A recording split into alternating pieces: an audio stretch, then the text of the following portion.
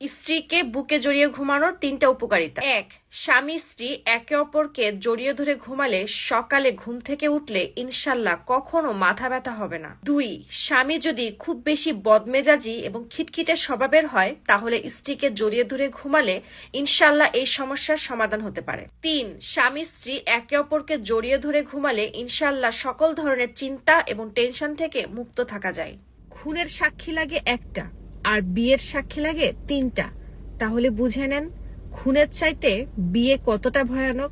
ভালোবাসা বেঁচে থাকে অপূর্ণতায়, কারণ ভালোবাসা যখন সম্পূর্ণ হয়ে যায় তখন অতিরিক্ত ঝগড়া বিবাদ, অতিরিক্ত সন্দেহ এবং অতিরিক্ত অভিযোগে সম্পর্কটা শুধুমাত্র বরফের স্তূপ হয়ে যায় আর অবহেলায় হারিয়ে যায় ভালোবাসার মানুষটার মূল্য। আর তখন আমাদের কাছে একটা মন তো থাকে, কিন্তু মন থেকে ভালোবাসার মতন কেউ থাকে না।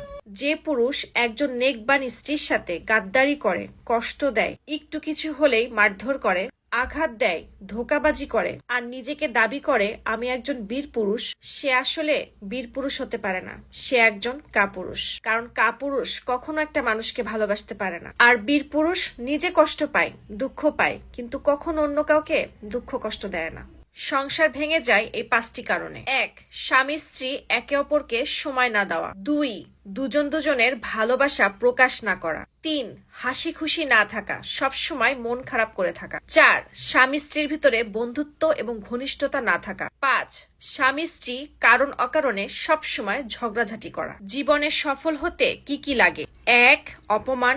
2. খারাপ সময়। 3. একাকিত্ব। 4. নিজের প্রতি আত্মবিশ্বাস এবং প্রচন্ড জেদ।